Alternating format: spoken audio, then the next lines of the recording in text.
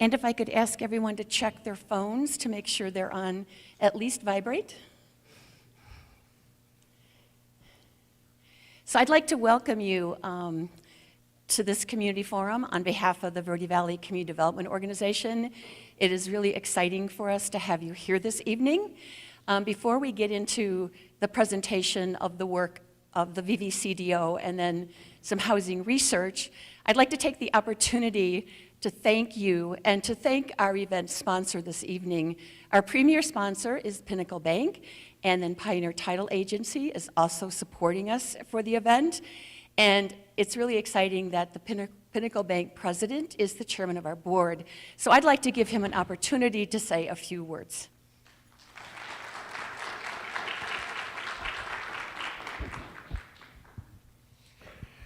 So again, just wanted to say that we appreciate the opportunity to do something like this. So if you know of any speakers that you would like to bring to the Verde Valley, please let Mary or myself know. We're always looking for ways to try to enhance the community. So please reach out to us for that. Just a quick little blurb on Pinnacle Bank. We are a privately held bank. We operate as a community bank.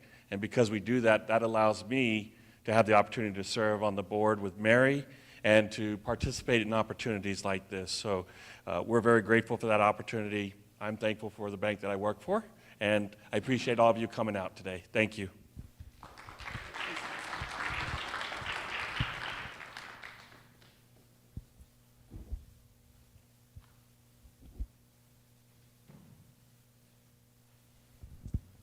So what we're going to do for about the first 20 minutes this afternoon is share some information with you about the successes of the VVCDO over the last year. There has been a whole lot that's happened regionally regarding housing, and we'd just like to celebrate with you what we've been able to accomplish. As a reminder, our vision is to really work collaboratively to build sustaining and sustainable communities. And we see housing at this point one of the critical components that we need to make that happen. There's some key things that we did as far as projects go over the last sort of 12 months. We established a housing advisory committee. We did regional planning. We have been out in the community attending a lot of meetings. We've created a developable land database. We did a cost to build a house study. We've done education and outreach. We've created the Verde Valley Community Development Land Trust. And then we're going to share some of our goals for the next sort of 12 months. So the Housing Advisory Committee is very exciting, and I appreciate all of you who are a part of that for being here. It has our board, it's got municipal representation, developers, real estate people, nonprofit individuals. It's a whole group of expertise that makes us better at our job and really provides us the information that we need to function on a regional level. About a year ago, we did regional planning, and it was that Housing Advisory Committee that enabled us to really come together and say, how could we make the greatest impact in the Verde Valley working together, and what were some of those priorities? Out of that planning, we found 3 focus areas. The first was education and perception. As many of you are aware, the misinformation, disinformation, et cetera, is really prevalent here as we're talking about housing projects and moving income-aligned housing, through the process here in the Verde Valley. We have a really strong NIMBY contingency, and they really are not in favor of, housing projects and things like that, and we need to mobilize to change the tide on that. And so to try and overcome some of the development myths is one of the goals that we have as we talk about that, and to talk about what the different terms are. The second focus area is sort of the municipal practice. To talk about with the municipalities and with developers, are there ways to build consistency as we're talking about development projects? Is there a role that VVCDO can play with a developer and municipality, et cetera?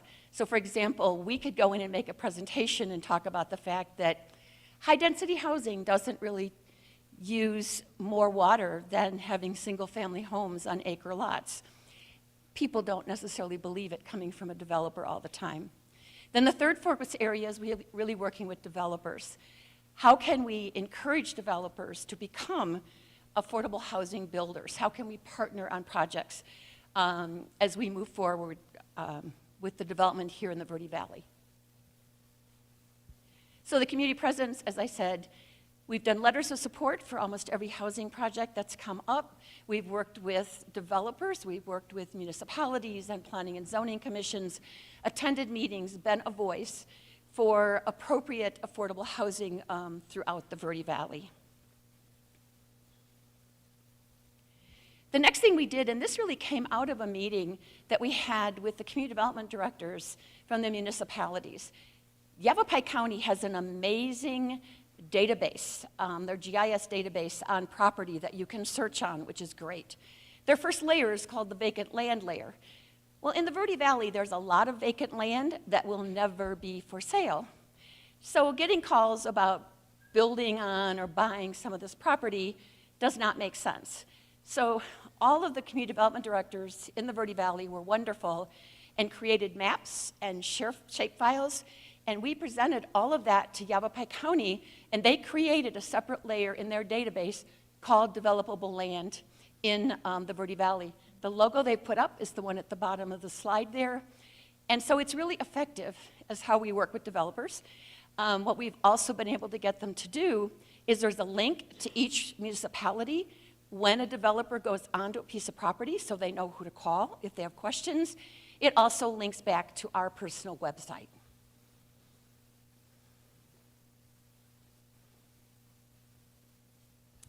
The next thing we did, and one of my board members, Luke Sefton, did a whole lot of work on this. We did a study of cost to build a house.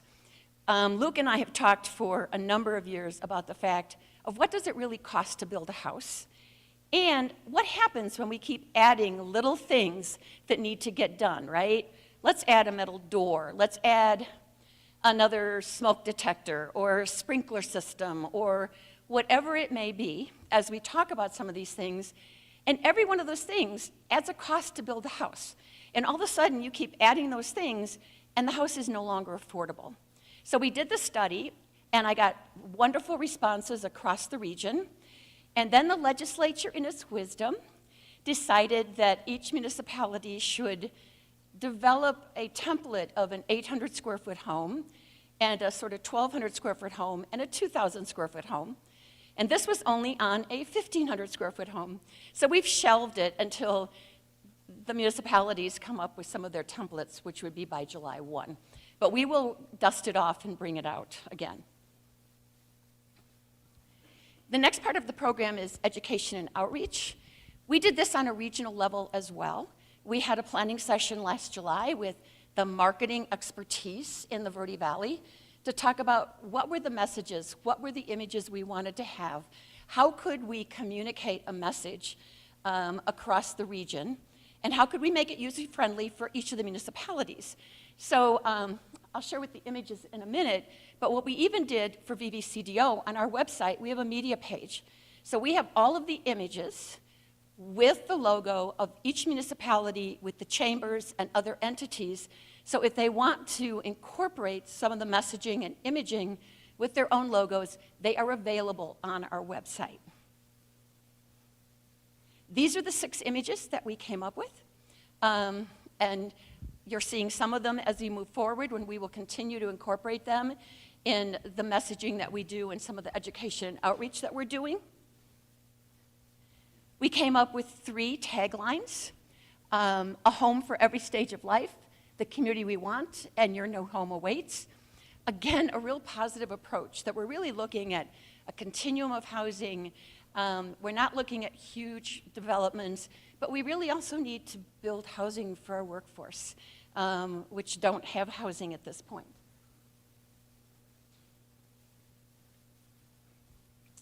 The most exciting project, I think, is the development of the Community Land Trust. We have done all the foundational work on the land trust. A land trust has a couple of nuances, if you will. It's a ground lease agreement and a shared equity program. So the CDO would, as a nonprofit, would own homes, and we would lease the ground at like $100 a month to homeowners. There would also be a shared equity process because we sell the houses below market to individuals in the Verde Valley. Our board has chosen to use a figure of 150% AMI. For a family of 4, that's $135,000 total income a year. Most of our people would not be at that level, but it allows us to build houses for the missing middle. You know, we've got huge amounts of market rate housing here. We do have LIHTC and low-income projects coming in and being built in the Verde Valley, but the middle income has no affordable houses to buy. And who are those individuals? They are the people that are managers in your businesses. They are people that are in the municipalities. And I keep hearing all the time, a job offer is made, and then it's turned down because there's no house available for some of the individuals that are wanting to come and work here in the Verde Valley. And one of the things that I think we keep seeing, and it's not just in the Verde Valley, because we're not the only one that has issues with housing. There's sort of this cannibalizing from each other, right? Because if there aren't any houses, we have to see if we can hire someone to fill a position that lives close enough so they can drive to work. And we want to be able to have the housing that's available for that middle level. And we're working on getting projects. I wanted to point this out. This is where we sort of broke our teeth on the land trust. We had an opportunity to purchase a home in the town of Jerome, and it didn't go through, but we learned a whole lot in the process of creating the RFP, working with council, working with contractors, and all those kinds of things in the process. And the city council, town council decided to not put the house in a land trust, which we would have purchased, and to do something else with it. But we learned a lot. The most exciting opportunity in our land trust is in August of last year, Kelly and Mona Sands donated to us 14 acres of land on 260. What we're going to do, because of the commitment of our board, is that we're doing single-family housing within the middle income range. Our plan is to put approximately 45 single-family homes on that property, sort of the 3-bedroom, 1,400 square foot home. Based on the research that actually has existed in studies that have been doing, definitely they'll be garaged, there'll be a fenced backyard. We want to have an opportunity to bring families and to have them stay. You know, and when you own a home, there's a greater commitment to quality of life and staying. And I think one of our major focuses is to start to change the median age. Let's start to drop it a little bit, right? I mean, when I first worked with Elliot Pollock, I would say to Rick Merritt, we are a dying community. Not quite, but we're getting close as that age keeps going up. And we're seeing it when our schools close. We don't want that happening. So, like I said, this is our first project. We have a couple of other properties that we're looking at and talking with donors about. We are also raising money to fund this project. I would say it's really exciting that one of my board members sort of put together a whole phasing. I'm not a developer, so I have some details and can get educated about the process. And we have about 50% of the pre-development phases paid for by donors. So there's commitment of time and effort and all of that, which is really exciting. The other thing that's exciting for us, I think, is the opportunity to partner with the town of Camp Verde. As we started talking about our project and the opportunity, the piece of property has a little box taken out of it that ADOT got because they needed something for, you know, whatever they're doing. And there's a triangle of property that we can't build on. So we're going to let the town of Camp Verde build on it and put a well in because they need a well on 260. And we're just going to let them do that. We're also working with them to hopefully put sewer on our back property and to give them an easement to do that. Our donor that has said that they're going to do the drilling and the trenching, if we can work on labor, is also willing to donate that to the town of Camp Verde. So I think that's really exciting to have those kind of partnerships as we work through our land trust process.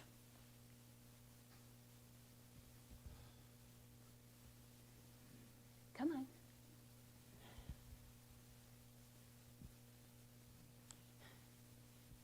So some of the next steps, I mean, strategically as we move forward, We definitely want to start implementing the process as far as our development and working through that. And we're already communicating with the town of Camp Verde and talking about what we want the project to look like, looking at different housing opportunities. We're identifying other properties. One of the key things that we will be looking to do is identify a partner where we can work with housing counseling, because at this point in the land trust, we don't really want to put a whole team on as a part of our own land trust. Obviously, we're going to continue our presentations, continue the housing education, just to provide the research and information so that we can continue to counteract some of the misinformation that's going on, and working to work with developers, because it's always great to have a conversation with developers when they come in to do a project and ask them if they would be willing to make part of their property affordable or work with us in the land trust. Continue working with the municipalities. One of the things that I've run into, and I run into this with developers that I often work with that have a great heart and want to make a commitment and sort of have a mission to do affordable housing, but they have about as much experience as I do in the strategy of development, is to work on a checklist. Can we work on a checklist that allows the communication process to be better between the developer and the municipality? And that works at different levels across the region. But, I keep asking for the checklist, and there isn't one, right? So that I can go down and truly understand and know what I'm trying to do when I'm working on this development project. Come on.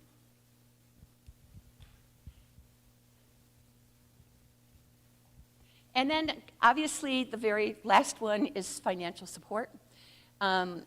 We've already had some amazing donors. You saw the names scrolling as we were gathering this afternoon, and we've had so many generous people that are supporting us, but we need more help. And as Mark said to the contractors, if you're building and you have extra supplies, we'd be happy to share them with you or to take them off your hands. And it can happen in any form. We weren't able to take advantage of this because the property didn't close, but there was a property across the street that was grading all of their property and willing to give us dirt. Dirt's really expensive, and we are going to need quite a bit of it. And so to be able to have those kinds of things, again, reduces the cost to us to build. And if the cost to us to build is less, it means we have a freedom to charge less on our homes. We've got flexibility. The more it costs us, the more we have to work to recoup our expenses as we, work to try to keep the housing affordable and really work towards the missing middle.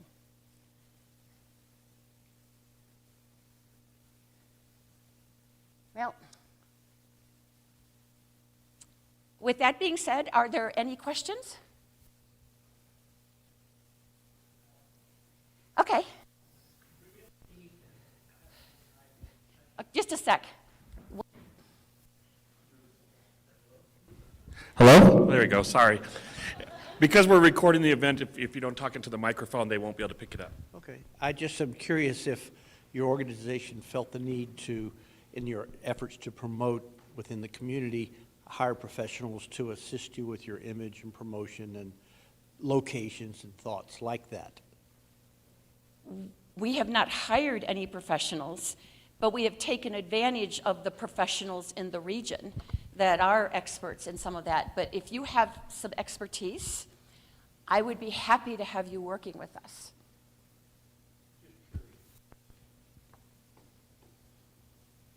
Other questions?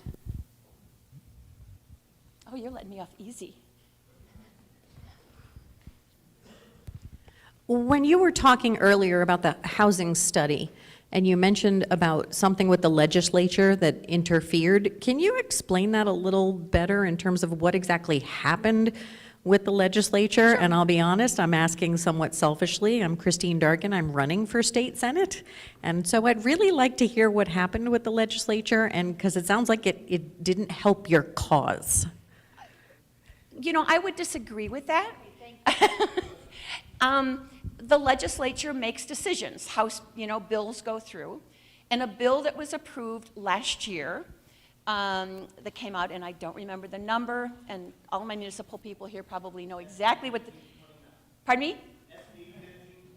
SB 1529. And what it came out to do is the legislature wants to make the opportunity to build housing and have accessible housing easier. And so as a part of that, they passed a bill that says if you have a community of 75,000, we don't here, but you have to allow ADUs on your property. Municipalities all have to create a template of housing. Many of you are familiar with a home of your own for Yavapai County, where you can walk in and pay $80 and get the plans to build a house. Sort of the same kind of concept. So each municipality will have the architectural design and a home at 800 square feet, the 12 to 1,500 square feet, and 2,000 that has gone through all of the town's processes and know it can be approved. So that's how the legislature was really trying to say, let's make it easier as we move through the process on that. And like I said, I'm not the total expert on that, but your municipalities are. Mary, I just want to give you a chance to expand on income aligned. We had a great conversation that day when we kind of brought that up, that affordable housing, has some connotations. Yes, and I know Danny in our next presentation is going to hit this as well. So we hear about workforce housing, affordable housing, attainable housing, and there are probably a zillion other names that just confuse people, right? One critical number is that we don't want anyone buying a house or renting and paying more than 30% of their income for the rent. But we've chosen to use a word called income aligned. And what that really means is that we need houses or rental units to meet the needs of the income people in the Verde Valley. So what does that look like? So everyone should have the opportunity to be able to have a safe place to live. And when you look at income aligned, then you're looking at the continuum of income across the Verde Valley and saying, do we have the housing units that will meet the needs of the incomes across that continuum? And that seems to be easier to understand when we use a term like that. Thank you, David. Any other questions?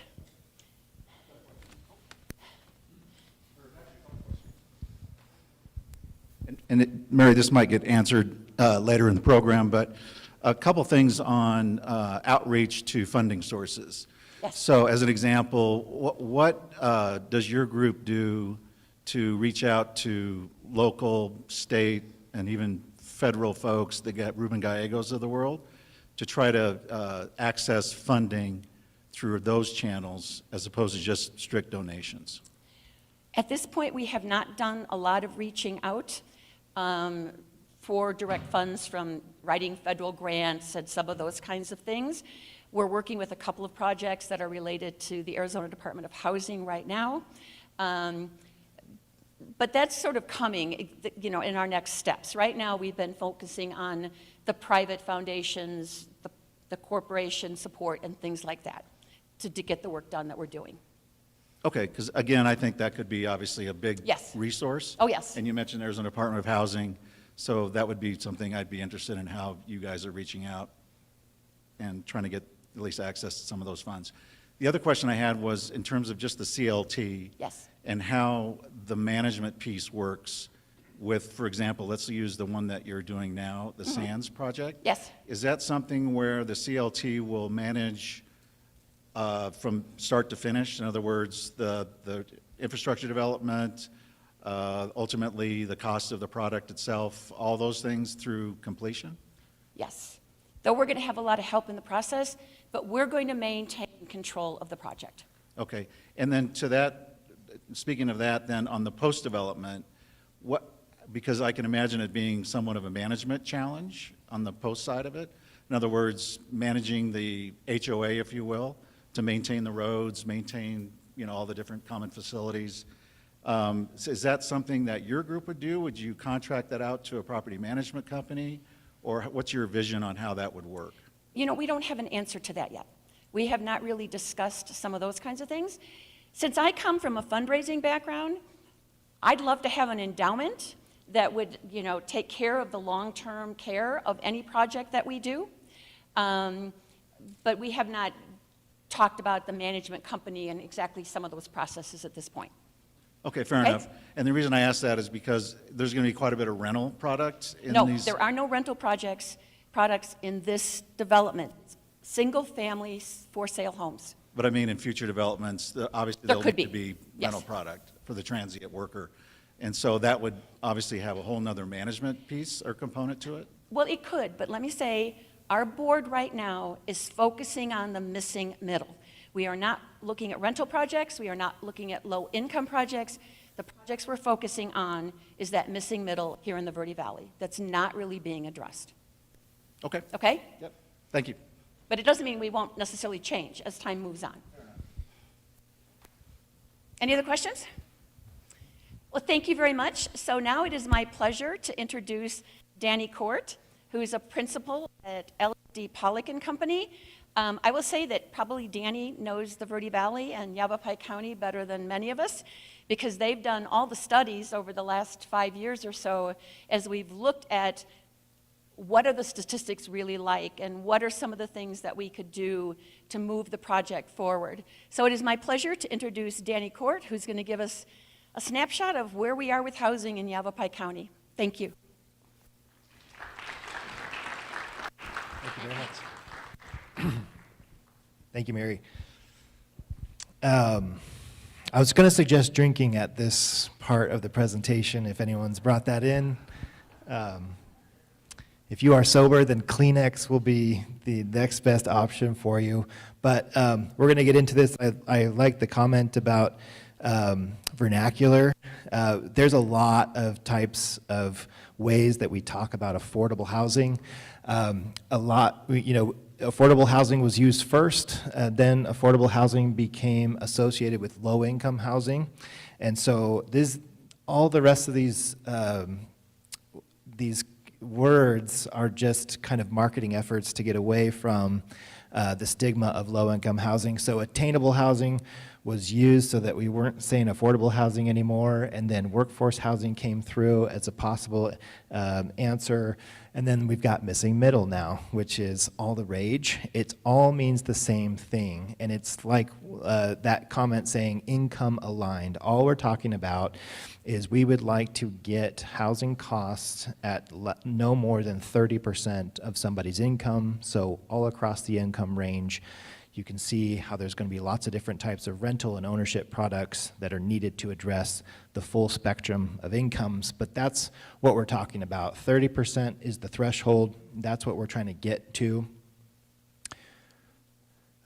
Lots of studies that have happened since 2019. Sedona kind of kicked it off with a housing needs assessment. Then the Verde Valley came through and said, you know, we really want to get all of these communities in the Verde Valley to assess that. So that occurred in 2020, and then just more and more came through. The Arizona Department of Housing gave a lot of grants out in 2024, and so that's Prescott and Prescott Valley got some of those grants, and so we've done some housing needs assessments. Prescott's gone a step further, and they actually last night just passed their workforce housing strategy and initiatives. So that's really good. That's taking the research of, yes, there's a need, to, hey, what are the best practices? What are the tools we might be able to implement and push forward? So they're taking that next step. We did some work in Sedona last year for their Sedona Western Gateway area. Kind of refreshed some of the housing data that we did in 2019 for them. Yavapai County is doing a countywide housing needs assessment with a focus on the unincorporated areas because a lot of the municipalities are undertaking them for themselves. And just most recently, just getting underway, Cottonwood is doing a housing analysis and strategy. So kind of combining getting the latest housing data and then working on strategy. How do we promote the types of housing that's needed in our community? So that's underway. So I'll do a quick plug for that. We are going to be starting some stakeholder engagement with Cottonwood for this strategy. So if you are interested in participating in that, we'd love to get your opinions, especially if you're attached to real estate or development. We really want to get the development community involved and activated here. A lot of this, we're just going to kind of give you some tutorials and how people talk about this, but missing middle is basically if I make too much to get a government subsidy. There's a lot of government subsidized housing, not enough of it, but there are government programs targeted to lower income individuals, and if you make 60% of the area median income or less, you typically can qualify for some of these programs. If you make $1 above that, you do not qualify. And here's basically that red bar here, and it depends on family household size, but you can kind of basically circle around, okay, $50,000 in Yavapai County. If I make $50,000, I do not qualify for any government programs related to housing for the most part. And I'm also stuck because the market has well surpassed me and I can't purchase a home in this market. And some of the rents are actually pretty unaffordable at that level. So that's the missing middle. I make too much for any help from the government, and I don't make enough to afford what the market is providing in terms of housing. And that's really what we're focused on here. And I'll show you some incomes too. It's, workforce, housing usually is like a 60% to 120% of the median income. And I'll go back here so you can see that. So basically, a family of three making between $50,000 and $98,000 a year.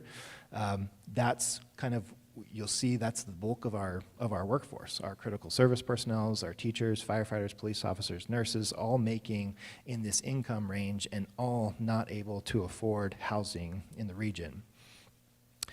This is just a quick cross-section. You'll see here, as a single income earner, looking at essential service workers, critical personnel, city staffers, emergency response, firefighters, police officers, nurses, we're all, these are the median wages in Yavapai County, ranging from $34,000 to $70,000, registered nurses making up to $90,000. But again, we'll show you some of these stats here. We don't have a housing product that's affordable to them, especially on the ownership side.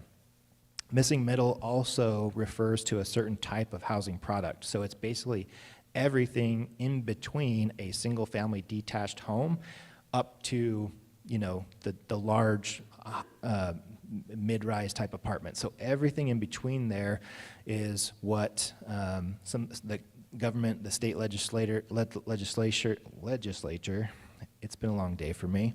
The state legislature has been focusing on this to try to get everybody's land development code to allow for a little bit higher density than just the traditional single-family detached home. Can we update our land development code and give developers rights to increase density, a duplex, triplex, quadplex, cottage homes, things like that, because, again, we have limited government dollars to subsidize this. We want the private market to provide a solution, and what the developers say is, give me density. If you can give me density and smaller lot sizes and smaller footprints, we can build to a lower price point. But does the municipality even have the development code that allows for it? And if it does allow for it, can I get through planning and zoning and city council, or will they reject me because of some of the anti-development sentiments that can exist? I'm going to refer to this chart a couple of times, but back to this missing middle, and I'm going to show you the reason why I've circled all the way up to 150,000 is because that's basically what we're talking about in terms of threshold of household income needed to purchase a home in this market. 48% of all households in Yavapai County are in this income bracket. Only 14% are above this income bracket, making 150,000 or more. So if you bought your home before all this run up in prices, congratulations, you're in the club. you're lucky. If you're trying to break into the market, you're a first-time home buyer, you have to be in the top 14% of income earners in this county to do so. I'll have a couple of national slides here. So just some of the problems with housing. We've got a locked-in effect, meaning there's a lot of mortgage holders with a 3 to 4% mortgage rate. They are unwilling to trade out their 3% mortgage for a 6% mortgage, because why would you? Even a lateral move, I'm not even talking about moving up into my next home, but even a lateral move, I'm not adding $1,500 a month to my mortgage just because the interest rates went up. So we have this locked-in effect. If you know a local real estate agent, please give them a hug. They have been in recession for the last 3 years. You've seen huge drops in resale volume because of this effect. We've got a lot of home owners with a lot of equity, and they also have a low interest rate, and they're just not trading it out. So we have this locked-in effect. The median age of all U.S. home buyers last year was 59 years old. The median age, so 50% were older than 59, 50% less than 59. Now, I know in the Verde Valley you're thinking, how did such a young whippersnapper at 59 years old buy a home? But in 2010, the median age was 39. So when you see that rapid of an increase, you know there's a housing problem. Our salaries, our wages did not keep up with the home price appreciation and then the double whammy of the high interest rates. The University of Michigan puts out a good time to buy index, and we are now at a lower level than we were in the early 80s. Did anyone purchase a home in the early 80s? My dad did. He loves telling me that he bought his home with an 18% interest rate. So quit whining about your 6.5% interest rate. So how is it that at a 6% rate, it's a worse time to buy than with an 18% rate? And it's because of the prices. Prices rose so rapidly, and our wages did not keep up. So even with 6% mortgage rates, where it's a worse time to buy than it was in the early 80s. The number of first-time home buyers in the United States is typically 2 million first-time home buyers per year. That got cut in half in 2024. So only 1 million first-time home buyers in 2024. Construction costs. If you're in the development community, COVID gave us that additional gift where they just wrecked all the supply chain markets. We could not get the materials in.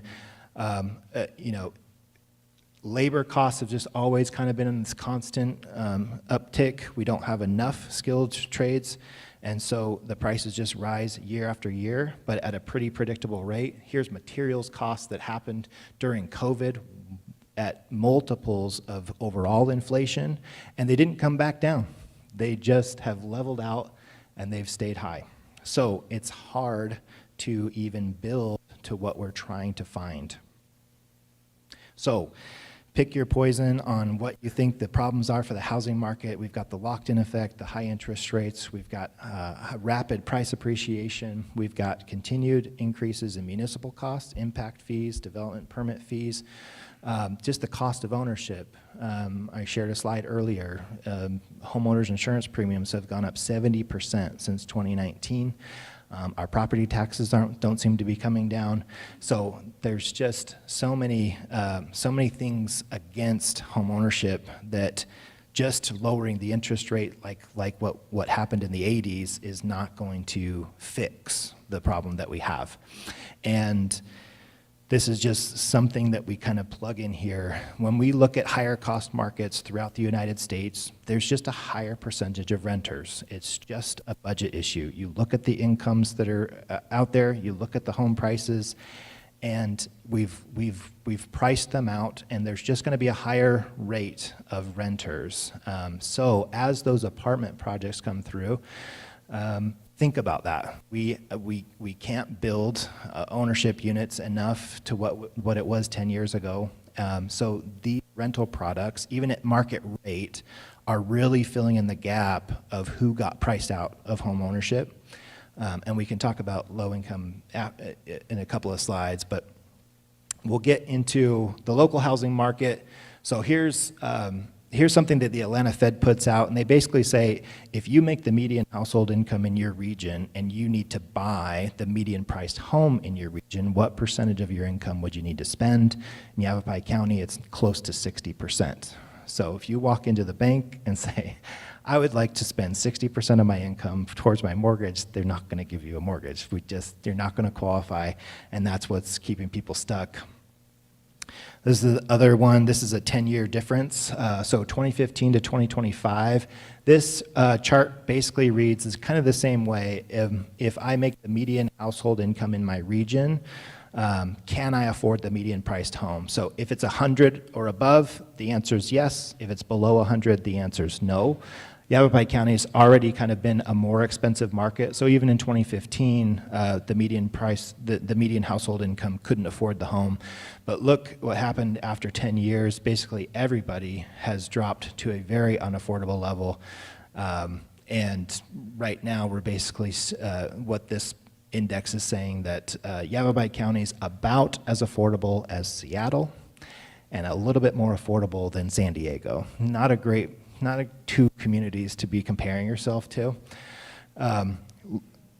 If you can remember all the way back to 2016, so 10 years ago, if you made $60,000, you could afford a home in Yavapai County. You were a homeowner at $60,000. $300,000 home, $60,000 income, lower interest rate, you could get into a home.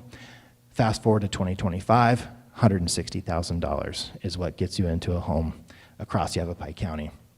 In the Verde Valley, it's a little bit better, but not that much better. $40,000 got you into a home in 2016, and now that's $115,000 if you kind of average out. And I've left out Sedona. Sedona's on the next chart. You get your own chart, Sedona. Because this all kind of went flat when I had Sedona in here. So, you know, we went from a $200,000 home in 2016 to now we're basically between a range of $430,000 to $530,000 across each of the communities for average single-family home prices. Here's Sedona's chart. Sedona has doubled from a $600,000 house to $1.2 million in Sedona. That's the average price of a single-family home. So needing a $300,000 income for those. We did this where we took the median household income in each community, and then we looked at each of the homes that were sold in 2024 at each price range. And so the green is the number of homes sold that was affordable to a household that was making the median income. So in Camp Verde, 10% of those homes sold were affordable to the median income. Clarkdale, 0. Cottonwood, 4%. Jerome, 0. Sedona, absolutely 0%. So this is what we're talking about in terms of pricing people out and how much that's gone up. Condo and townhome prices, definitely a more affordable option. It's something that we are promoting in all of our housing studies is we need density and attached housing. You can see these are more affordable, but still looking at the trends, we've lost a lot of affordability. So a condo townhome in 2016 went from $130,000 to nearly $300,000 or more. Again, Sedona's got his own $600,000 for a condo. Mobile home, manufactured homes always has been the most affordable ownership type product. But again, we went from less than $100,000 to now $200,000 to $300,000 for a manufactured home in this market. Only $440,000 for a manufactured home in Sedona. And so again, we go back to these incomes. So again, 10 years ago, we had 48% of this population that could comfortably buy a home that can't anymore. These are also the same income levels that our workforce is still we're paying. These are the workforce wages. Is this income level? So we're trying to attract jobs, pay this amount, and we definitely don't have an ownership product for them. I was just in Prescott last night, and they were talking about their turnover. They had 35 job applicants that were hired and then rejected the job because they could not find housing. They could not find affordable housing. They also said about 7% of the turnover in their city staff they have indicated that it's because of the unaffordability in their housing prices. And so that's a huge cost to a municipality to turn over, train, and recruit those employees.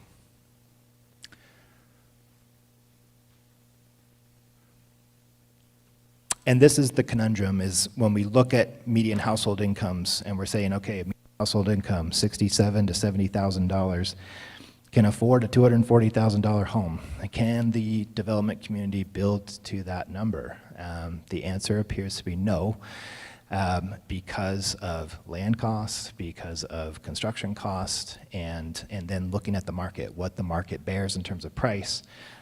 So what do we need to do to subsidize this? If this is our goal, is to get workforce housing and get them into the home ownership market, what kind of investment needs to be done? And like Mary's talking about, these programs, the community land trust that can, on the margin, incrementally increase supply at below market rates, is really what we're talking about on the ownership side.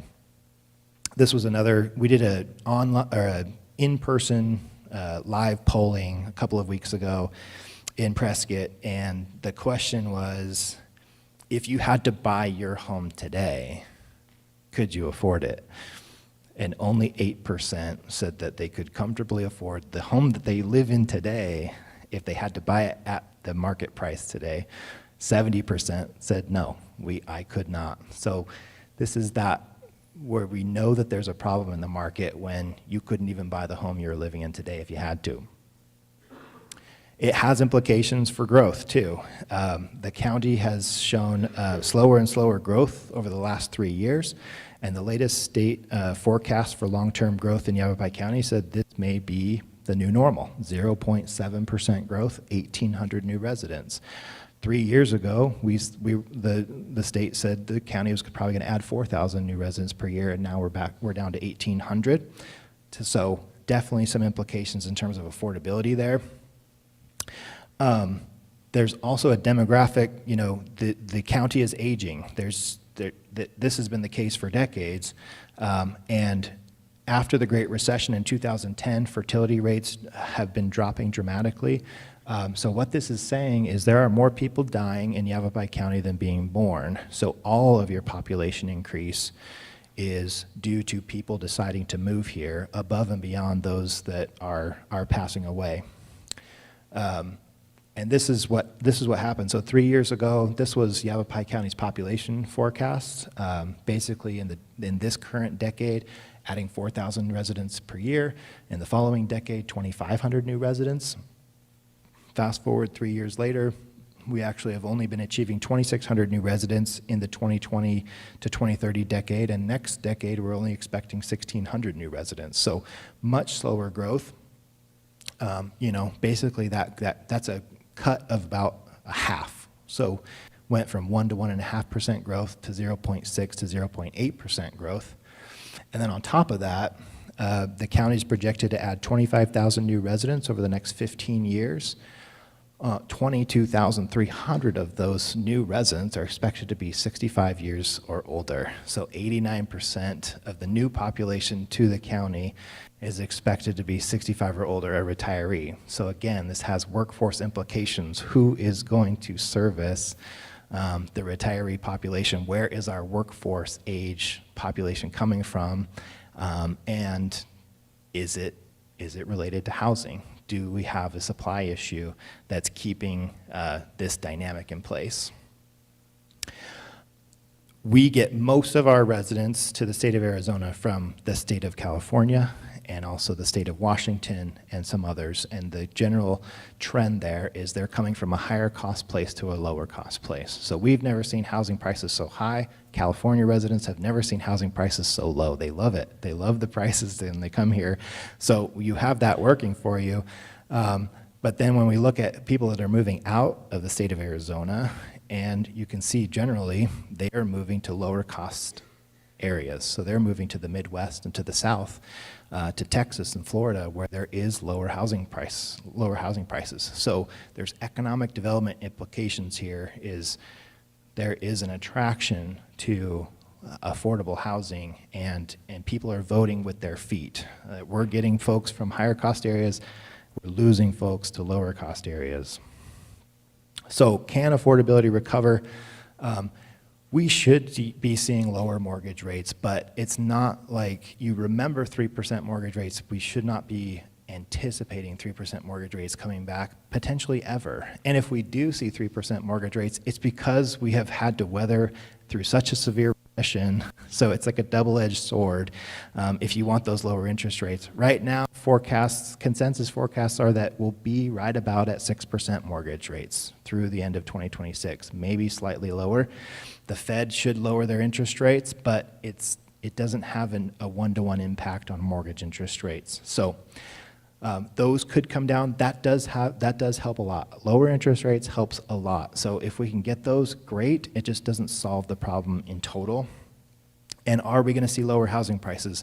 This is not the same as having the housing bubble of 2005 and 6, and then the crash where we were building three homes for every one person that was moving here and had all the glut of inventory. We do not have excess inventory. So what would make a housing price come down if everyone's sitting on all this equity, we don't have this excess supply? So we're not expecting housing prices to come down dramatically. So my wish list, more types of housing choice, get the more smaller footprints, more density. This is what builders can build to at those lower price points. Cities becoming more efficient, lowering their regulation, getting entitlements through, getting it through on the administrative level, lowering the time it takes to develop a home would help a lot, and really we just need more supply. The case study for more supply has been in the apartment market. So this is countywide. We had some deliveries in 2004, 5, and 6. And then almost a decade of just very little apartment development. Those that were coming in were probably the LIHTC projects. We just weren't seeing that, but the county was still growing. So we were just slowly absorbing all of that product until we got down to very low vacancy rates where you couldn't find an apartment. They were all occupied. And when you occupy every apartment, the property owners raise the rent. And so we saw that. We saw some pretty big increases in rent. But the development community responded. All of this red is all the new apartment deliveries starting in 2019. The last wave is basically this year. We're seeing vacancy rates increase, and we saw rents flatten out and even decline a little bit. So when we add supply to the market, we have more control over this price appreciation.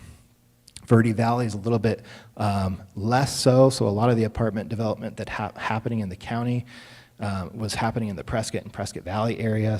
But we have seen some deliveries in the Verde Valley.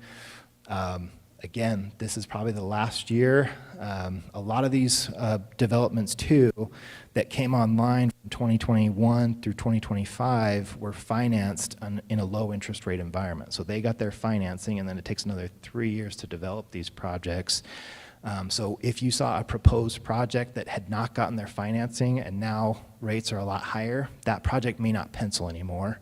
They're also seeing those rents flatten out, so they're okay, we're not getting the rent appreciation we thought, and I've got financing at a higher rate. So those projects might not be penciling right now, and that's why they might not be moving forward. You also have some excess inventory too. But again, countywide, same thing happened, but not as dramatic. So back to the comparing 2016 to 2025, the average renter needed $48,000 to comfortably afford the median rent, and now it's at $64,000, again, across all types of floor plans. But this is where our $60,000 to $160,000 household went. This is the rental market filling the gap of those that got priced out of the ownership market. So this is a good thing for the market to be able to add these apartments to fill that gap. If we don't have any sort of other subsidy to get you into home ownership, the rental market has come through and filled that gap to at least have an affordable place to live. It may not be your choice. You may want to buy a home, but there is at least a unit that is affordable to them across the county, across floor plans. we basically need to be making $56,000 to $75,000. So again, back to, I would love more council meetings, planning and zoning meetings to be filled with people that are in favor of developments like this, because we get a lot of comments about, like, we don't want those people when they go, we don't want those people, it's like, this is you. They are. This was you 10 years ago. They're still here. This is people making $60,000 to $75,000 a year. These are not those people, whoever you're trying to talk about. In the Verde Valley, it's a little bit more affordable, but again, we're talking about $57,000 to $65,000 is what's needed to comfortably afford a rental unit. So if we're making less than that as a renter, the market is not providing for it. And that's when we start looking at, okay, are there those LIHTC, low-income housing tax credit projects? Is there any other rental program that can address those that make under that? And again, we're talking about renters not stopping at 65, but renters all the way up to basically $120,000. But at least there's an affordable place for them. This is the entire low-income housing apartment inventory in all of the county. We saw this, there's a proposal in Prescott right now. I know there's a proposal in Cottonwood, and we're seeing around. There are two things to this. Is there's just very limited federal funding, these federal tax credits. The Arizona Department of Housing probably gets 30 to 40 applications per year, and they have the number of credits available for about 9 or 10 projects statewide on an annual basis. So even if you want them, even if you want a project like this in your community, it's a competitive round that you do not have any guarantee. What you want to be able to do is just create all the conditions that where a developer can come into your community. You've given them the zoning, you've maybe waived some permit fees, maybe you even loan them as part of their capital stack. So just showing your commitment to it helps in the application process. But you can't just say, okay, we've got all this, we have unaffordability, we should get a bunch of these. There's just not very many of them. And it's a drop in the bucket in terms of what's needed. Here's that 30% threshold that we talked about. So across the county, 41% of all renters in the county spend more than 30% of their income toward rent. I point to this one. There are 6,000 renter households that spend more than 50% of their income toward rent. So 1 out of every 2 paychecks just goes to rent. And those are the households that are at most risk of homelessness. One economic hiccup away from not being able to afford what they're already paying 50% of their income towards. So 41%, so we've got nearly 12,000 households, renter households, that are overburdened right now. On the ownership side, there's 19,000 homeowners that are also overburdened by their housing costs. So they're in a home, but they're spending more than 30% of their income toward their housing costs. So right now, we've got 31,000 households across the county. Verde Valley is going to be a subset of that are overburdened by their costs, and we're still expecting growth. So what we've projected here is, over the next 15 years, you're going to have another 7,000 households that are going to be in this same boat. They're going to be coming in, and they're going to be overburdened by their housing costs when you compare their incomes to what's available. I know there was some discussion. This was a question asked of us to look at some of the state legislation that's being passed. State legislation is like, hey, cities and towns, we've given you enough time. We recognize that this is an issue, and we are slowly but surely taking away some of that local control and saying, we want these things to happen. Now, I've put in red what size community is affected by this legislation. So a lot of this legislation does not affect a lot of cities and towns in Yavapai County, but as we're doing these housing studies, a lot of people are looking at these as models. Hey, I know this doesn't apply to, we don't have to do this, but is it a good idea, and should we go ahead and voluntarily adopt these same regulations into our codes? And so you might start to see that, but we've got the accessory dwelling units that are allowed, but that's for cities over 75,000. The missing middle housing bill is like to, again, update your land development code, allowing townhomes, duplexes, triplexes to be built in traditionally single-family neighborhoods. Establishing timelines, cutting off these extended times to entitle and get projects through. That's for cities over 30,000, so there's a couple of communities in Yavapai County that are affected by that, and as well as this one requiring some development plans, preliminary and final plats that do not need a public hearing. If you pass all the requirements, we can administratively approve that subdivision. We don't have to go to the planning zoning and get that vote, or the council and get that vote. That applies to the cities and towns, but does not apply to any of the unincorporated areas of the county, but the county could adopt that and move forward and do the same thing. And then there's some, also, this is for mostly the urban areas, establishing standards for adaptive reuse of commercial buildings. Again, so you can see these efforts underway. The state is studying it. They're putting forth legislation each year that touches on housing, but they've exempted a lot of the smaller communities from doing so. Again, smaller communities can adopt these and go forward, and there's a lot of good ideas here. Last couple of slides here. We really, when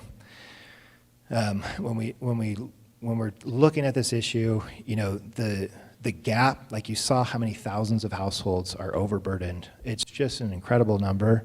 And then it's like, okay, so what do we do? How do we get there?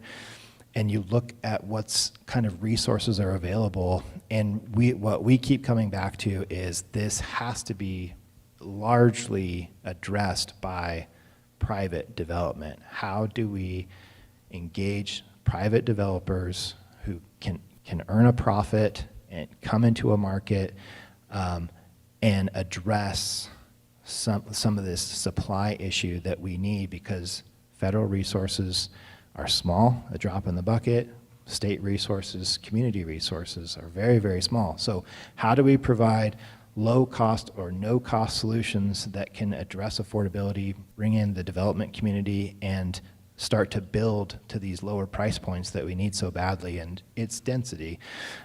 So allowing smaller lots, smaller single-family lots, the attached homes, the duplexes, clustered and townhome product is another thing that we can do. The ADUs is a great idea.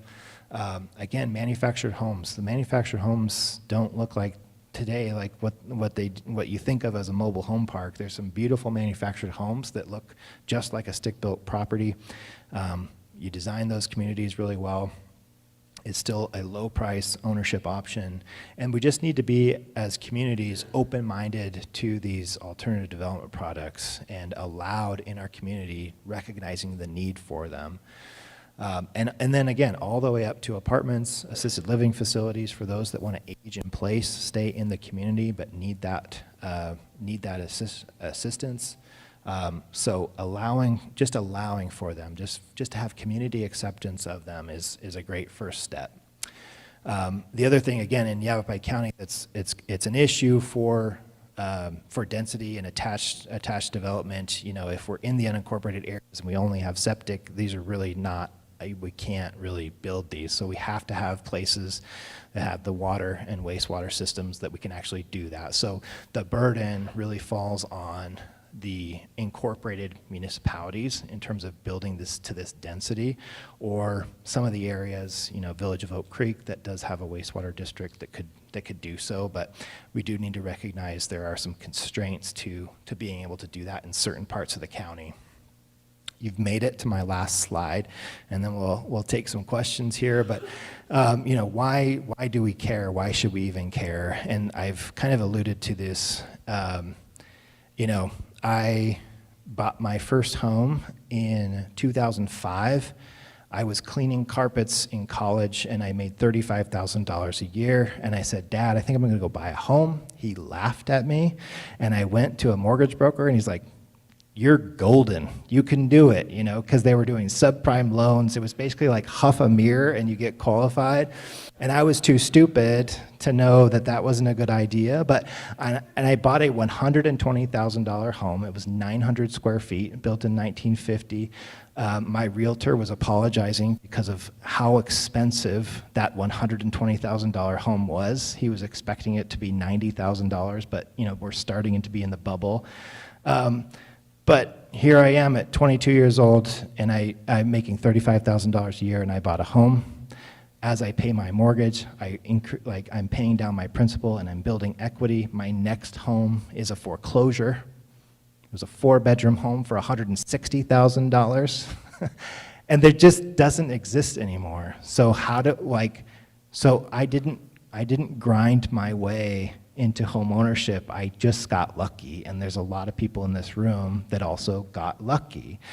And so that's my pitch, is that we, the lucky, should be creating and putting our efforts towards helping the unlucky. And what I mean by the unlucky is my own children. I have an 18-year-old who's graduated from high school, and she works full-time, and she said, do I have enough? I said, no, you don't have enough. You don't even have enough to rent. You could get 4 roommates and try to rent an apartment. And she said, what if I go to college and I get this certification, I become a physical therapist assistant? Is that enough? No, it's not. You'd make $30 an hour, $60,000 a year. And again, 10 years ago, it was enough, and today it's not. So the game has changed. And this is what all of our efforts are right now, is what kind of investment do we need to be making? How much can we make? But this is also an economic development issue. This was an afterthought. Again, 10 years ago, Arizona was like, come to our state. It's a low cost of living state. If you make $60,000 a year, you're a homeowner. It was an afterthought. We know how to build homes in mass and in volume. And now that's just not the case anymore. So we've lost that tool in the economic development toolbox of cheap housing. Someone, again, last night said, this just sounds like a wage issue. Why don't we just increase all the wages? Or why don't we bring in jobs with really high wages? And there's economic modeling to this, which is great. It would be great to attract $120,000 wages, but every $120,000 job you attract to your economy creates 1 to 1.5 lower wage jobs as they come in and they spend on services and food and beverage and healthcare. So it's always going to be, you can't just have an entire economy of really high wage workers. Like, that's the full spectrum of the economy. And so yes, get the high wage workers in, but there's always going to be lower wage and essential workers in your economy that really drive your community. And so we need affordable housing for everybody.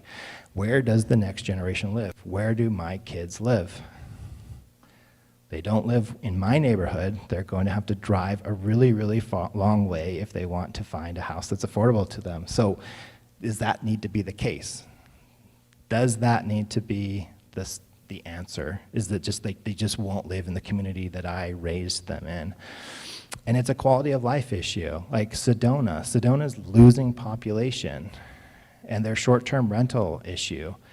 Losing an elementary school, not having a Little League baseball team, just all of that is all this fabric of community where you're just not seeing all the pieces come together of why this is happening, but we can point to housing affordability as a really big and a main driver of this. So I will step off my soapbox and open it up to questions if there is any.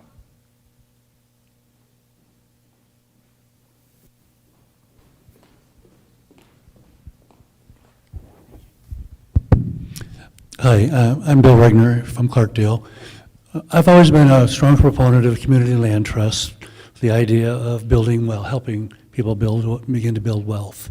You're making a very strong case for supply versus versus that. And so I was wondering if you could comment on your thoughts about the two approaches to creating homes for people, whether they're renting them or being able to purchase them in some form.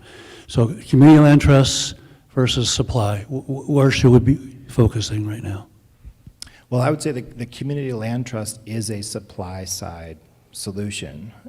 What they're doing is adding supply of homes and offering them at below market rent with restrictions. So to me, that's also a supply. Like it's the way that I said, okay, if we can only afford $300,000 homes, but the builders aren't building $300,000 homes, well, inside this community land trust, that's what they'll be attempting to do. So that's just breaking people into the homeownership market to where then they can start building equity, and now they're in the club. So that's a supply side issue.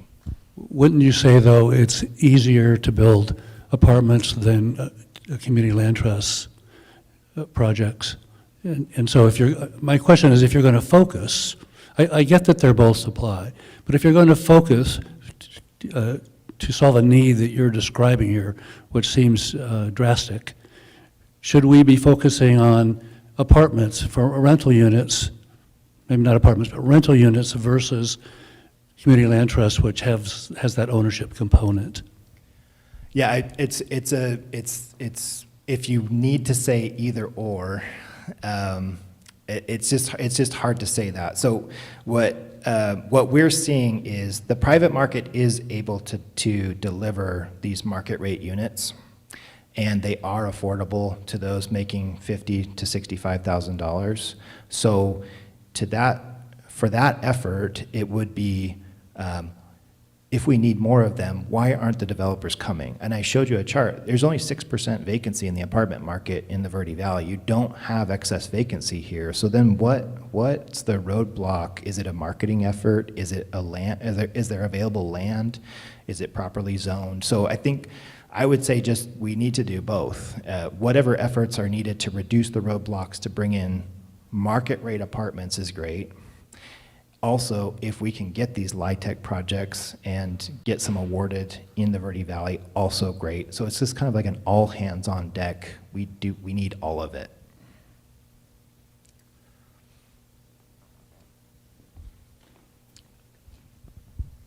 David Keeb with the Sedona Chamber, doing my part to bring down the average age in the area. What would you say to those who feel like, I think I hear a lot of despair in these conversations. You kind of alluded to it, grab the tissues. What would you say to this community? You're talking about an all-hands approach. What else would you say to those who've kind of felt like this just seems like an impossible problem? I would just say that any incremental or marginal improvement is badly needed. So, because I could see someone saying, Mary saying, hey, we're going to build 4,500 homes, and someone saying, well, you just said that we need 17,000. So that's, less than 1% of what we need. But every incremental improvement, anything that we can do, even going from, hey, I built a duplex on a traditionally single-family home lot, just every incremental improvement that we can make to supply is going to help. All of it's going to help. I have a question for you. For everybody in this room and around that we know that bought a home that's worth 2 or 3 times now what it's worth, they all did win the lottery. But the preference towards ownership was the idea that there was appreciation. It was an investment. What if that model has pretty well been blown up, at least for the near term, maybe even the next 10, 20 years, that the investment side has been totally decimated, and so maybe the rental side is where the focus ought to be, and coming up with better rental models so that you can afford what people can afford, what you all can find a way to build, et cetera. I'm just wondering if that's been factored in. Yeah, I think the issue that we're dealing with is that I don't know that those that want to be homeowners are not necessarily looking at this point, looking at buying a home as an investment. They just want to be a homeowner.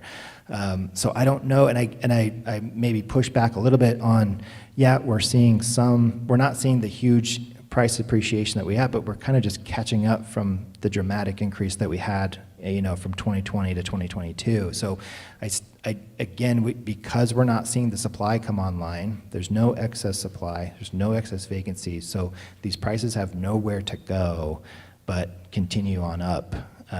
So I don't know, but again, I guess if I could get anything away from, like, we're not talking about picking the one strategy that's going to work. I think we need a whole toolbox of the top 10 best practices to really try to address this, and recognizing there are some no-cost solutions to this, there's some low-cost, and then there's some high-cost solutions.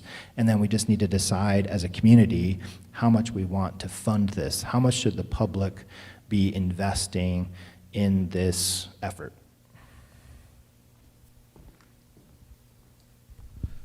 Hey, Danny. By the way, thanks for the presentation. Really appreciate all the information. A couple questions. One is, in terms of the workforce housing in the Sedona Verde Valley area, is your group in the process of, or is there any plans to do a workforce housing study that specifically identifies the needs of all the major employers in the Sedona Verde Valley area, and whether that's for rental or for sale, so that we can get a true mark of, hey, we need X amount of units, NAH needs 100, they need half of them for rental for this income level, because I think that would be a great tool if we can get that specific on what the needs of the workforce housing employers are in the Sedona Verde Valley area specifically.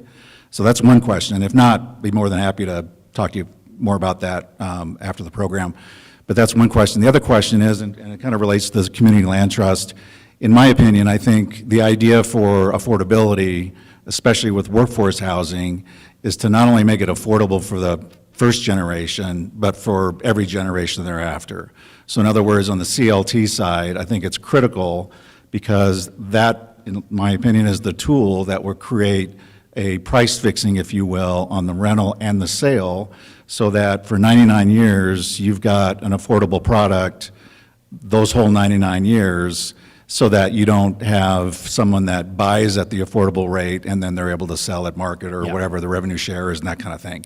And so I just want to get your take on that. Yes. Because I think that's pretty critical in maintaining that affordability. I'll answer that in reverse order. But yeah, that's the traditional model of a community land trust is if the market price of a home, of the home that's being purchased is $400,000, and I'm going to get them in at $300,000 because I've removed the cost of the land, maybe some other subsidies. But this homeowner now has purchased a home for $300,000 with a market appraised value of $400,000.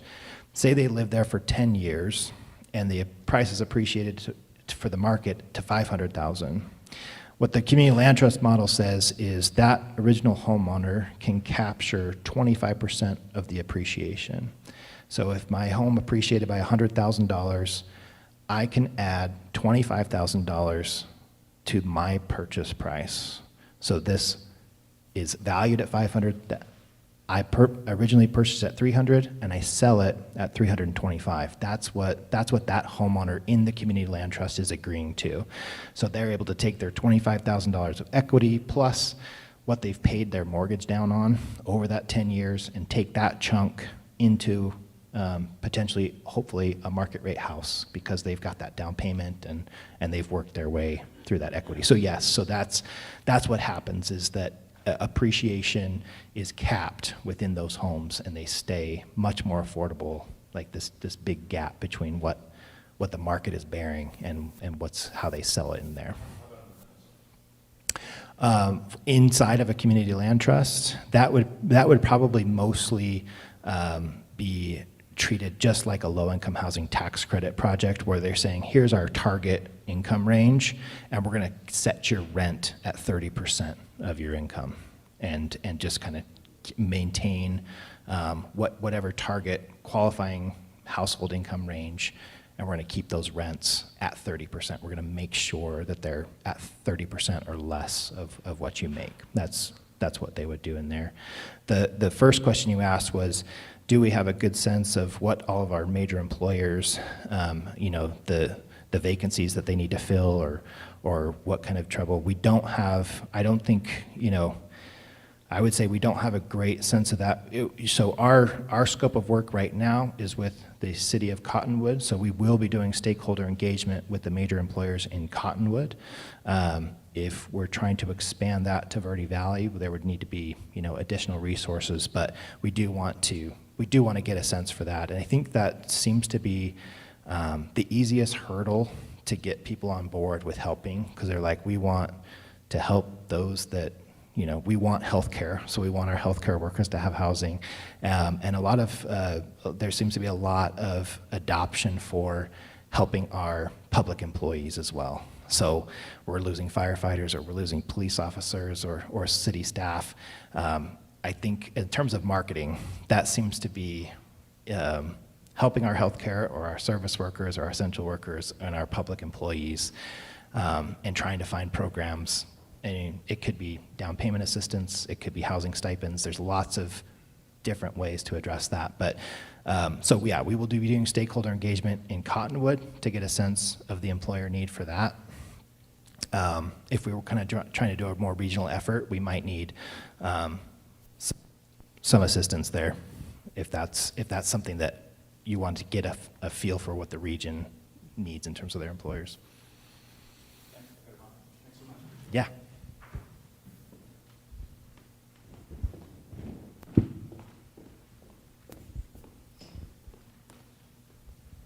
Hello, my name is Tracy McConnell, and this is very compelling information. You really make the case. My question is, can we take this dramatic story and put it into marketing messages that can be quickly grasped as to how gravitational this is, and what is it that we can do as citizens to invest in our future as a community? Oh, that's a great idea. I think an education campaign would provide a lot of dividends. So again, that's a question for your local, the organizations and your municipalities, if they want to, expend the resources to do that. But again, you see how compelling the information is. It just needs to get in front of enough eyeballs to get the message across. But yeah, I think that's a great idea.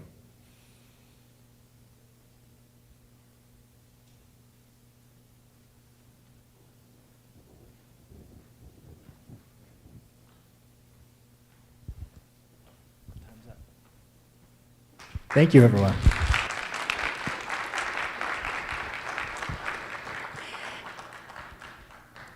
Thank you, Danny. Thank you for all the information.